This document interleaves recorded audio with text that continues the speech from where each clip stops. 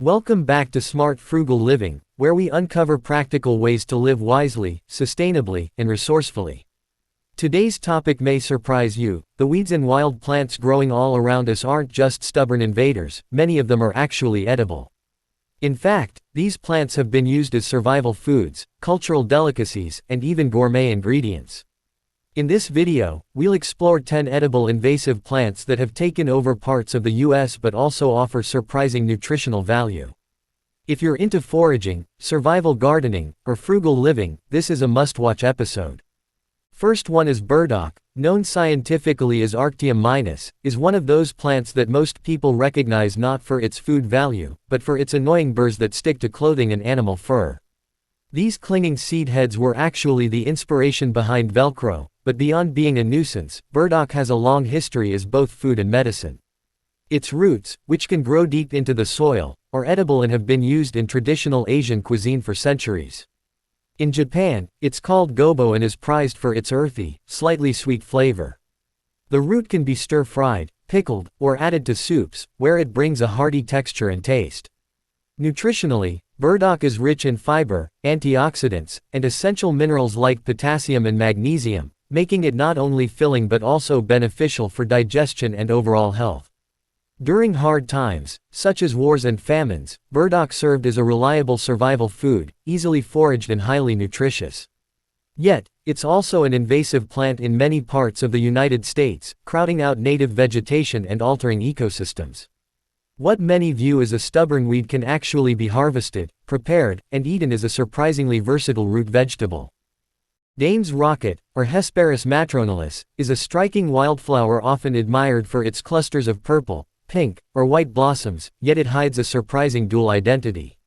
While it invades forests and roadsides across much of the United States, displacing native species and spreading aggressively, it also offers practical uses that few people realize. Commonly mistaken for native phlox, Dame's rocket is part of the mustard family, and like many of its relatives, it is edible.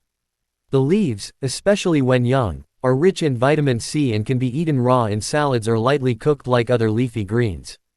Its flowers, delicate and colorful, are also edible, often used as a garnish to add both beauty and mild flavor to dishes. Historically, foragers valued plants like Dame's rocket not only for nutrition but also for their availability in wild spaces, making them valuable in survival or frugal living contexts. However, caution is important, as the leaves tend to become bitter as the plant matures. While it is an invader with a negative ecological impact, this wildflower demonstrates how even aggressive species can carry hidden benefits for those willing to look beyond appearances.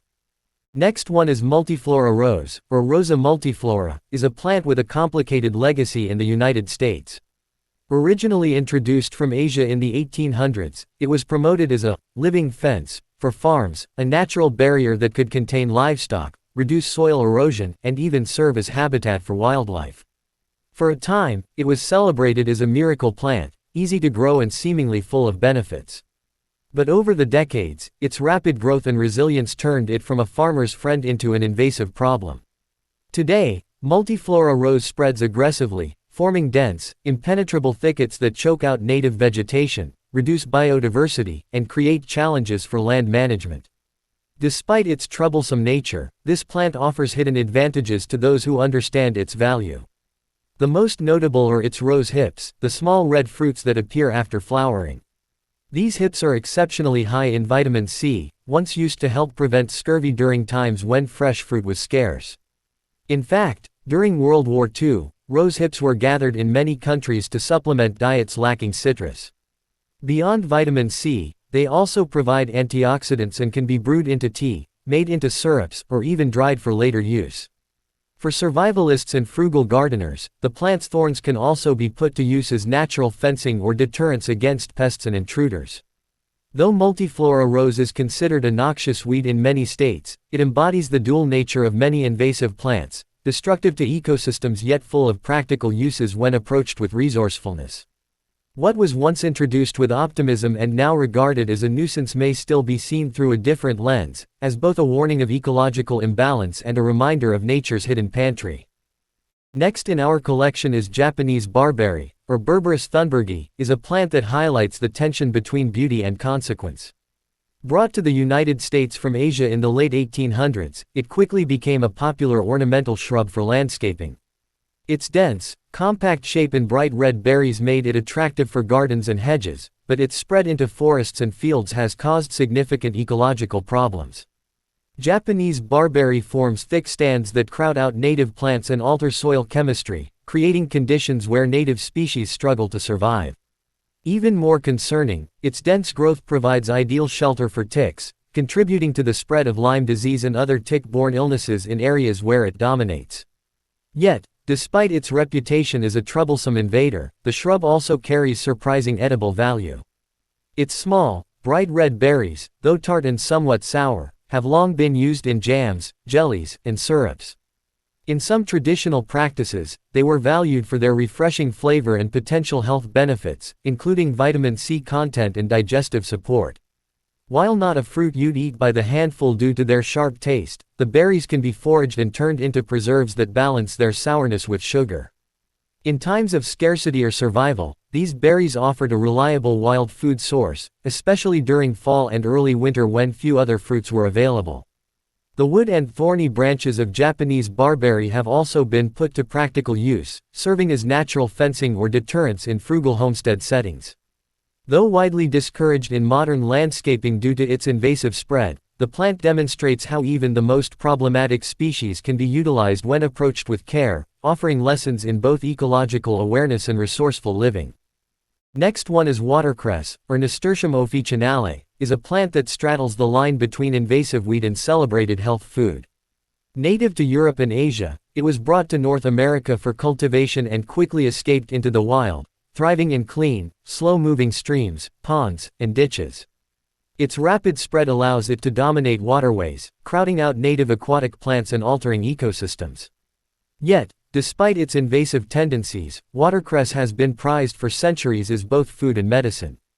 In fact, it is one of the oldest known leafy vegetables consumed by humans, with records of its use dating back to ancient Greece and Rome, where it was valued for its peppery taste and believed to sharpen the mind. Modern science has confirmed much of its nutritional power. Watercress is rich in vitamins A, C, and K, along with calcium, iron, and antioxidants, which together support immunity, bone health, and circulation. Its mustard-like bite comes from glucosinolates, the same compounds found in broccoli and mustard greens, which have been linked to cancer-fighting properties. This combination of taste and nutrition has earned it the label of superfood in today's markets, where it is often sold at a premium price. Foragers, however, can often find watercress growing wild in abundance, making it a valuable free resource for those who know how to identify it correctly. It can be eaten raw in salads, added to sandwiches for a peppery crunch, or lightly cooked in soups and stir-fries. Caution is necessary, as watercress growing in polluted water may carry harmful bacteria or parasites, making clean harvesting sites essential. Despite the risks, its availability and nutrient density make watercress an excellent example of how an invasive plant can serve as both a challenge to ecosystems and a remarkable asset to frugal living. Japanese honeysuckle, or Lonicera japonica, is a plant many people remember from childhood, plucking the flowers to taste the sweet drop of nectar inside. It was introduced to the United States in the early 1800s as an ornamental vine and for erosion control, and for a while, it was celebrated for its beauty and hardiness.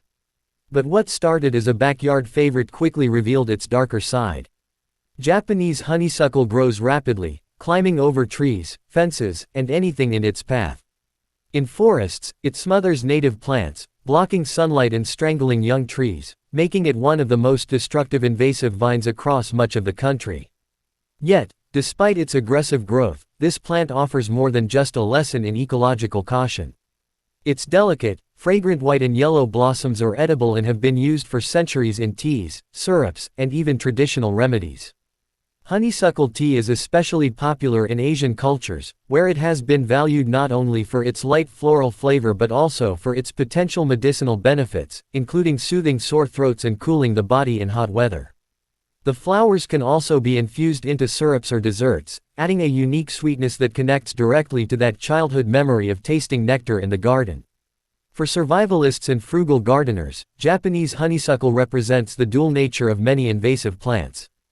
On one hand, it's a fast-spreading vine that damages ecosystems, but on the other, it's a readily available source of edible flowers and creative flavoring. Learning to see both sides of this plant reminds us that even the most problematic species can hold hidden value when used wisely. Field garlic, or Allium vineal, is one of those plants you've probably walked past without realizing it, a humble but potent member of the onion family that has a fascinating story. It arrived in North America centuries ago, likely hidden away in ship ballast brought over from Europe. Since then, it has made itself at home in lawns, fields, and roadsides across the United States.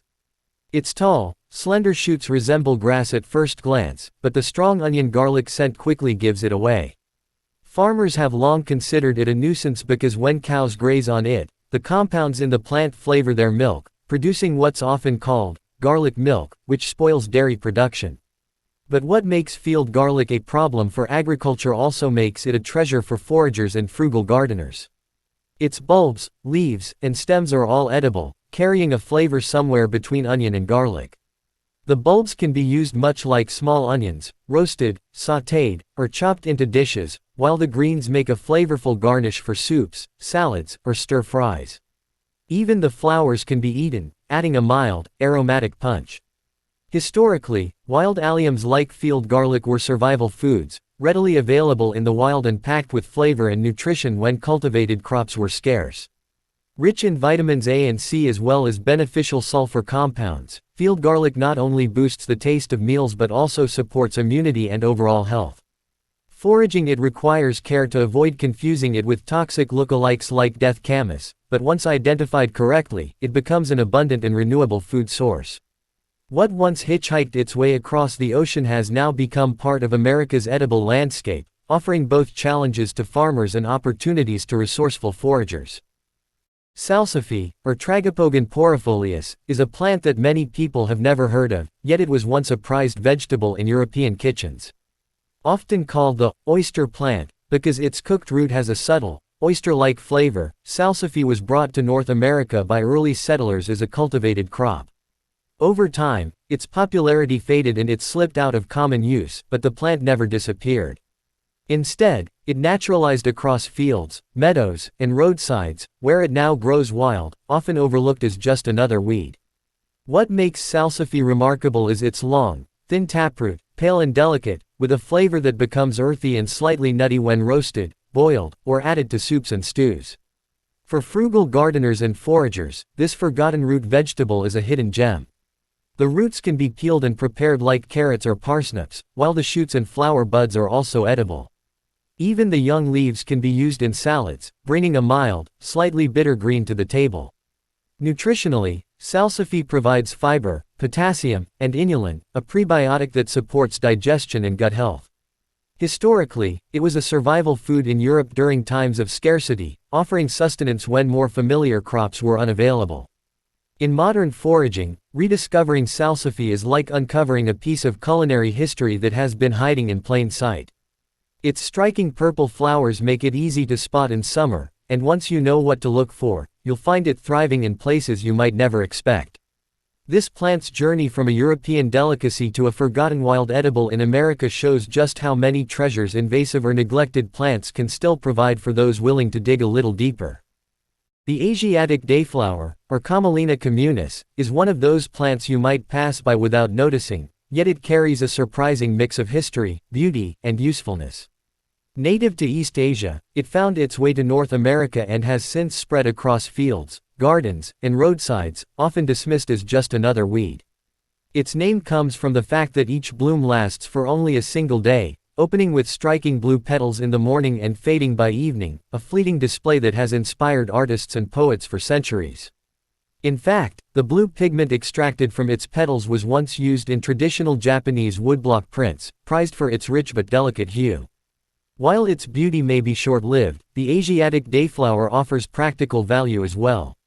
The flowers, leaves, and stems are edible, with a mild, slightly grassy flavor that makes them easy to incorporate into salads, stir-fries, or even as garnishes. For foragers and gardeners seeking hidden foods, it provides a fresh green that is both abundant and renewable.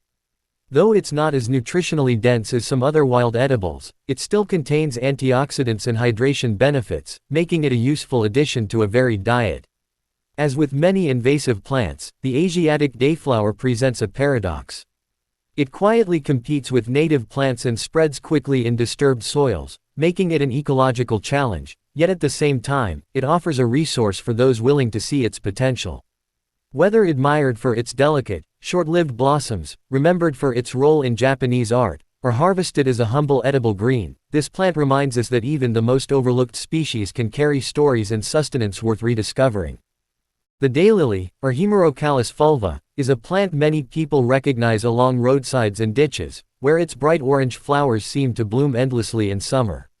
Despite the name, it isn't a true lily, but it has certainly spread like one, forming dense colonies that outcompete native plants and smother entire patches of ground. Originally brought to North America as an ornamental, it has since naturalized so aggressively that it's now one of the most familiar invasive perennials across the United States. Yet beneath its invasive tendencies lies a long history of culinary use that many have forgotten. In Chinese cuisine, the unopened flower buds are dried and sold as golden needles, a delicacy used in soups, stir-fries, and traditional dishes for their slightly sweet, vegetal flavor. Fresh buds can also be sautéed or tossed into salads, while the blossoms themselves are edible, adding both color and a mild taste to meals. Even the tuberous roots are edible, somewhat like a small potato, though they're not as commonly eaten today. Foragers who know how to properly identify and prepare daylily parts see it not as a nuisance, but as a reliable and abundant wild food. Nutritionally, daylilies provide vitamins A and C, along with fiber and minerals. However, it's important to note that not all lilies are safe to eat, and some individuals may experience digestive upset from daylilies, so moderation and caution are key. Still, their role in both survival food traditions and gourmet cooking highlights just how versatile this roadside smotherer can be. The daylily's story is another reminder that invasive plants aren't always just problems to solve. They can also be opportunities to reclaim forgotten foods that have nourished people for centuries. So the next time you spot one of these so-called pests creeping into your yard or along the roadside, don't just see them as invaders. See them as hidden ingredients waiting to be discovered. What's overtaking your garden today might just become the surprising, nutrient-rich meal on your table tomorrow.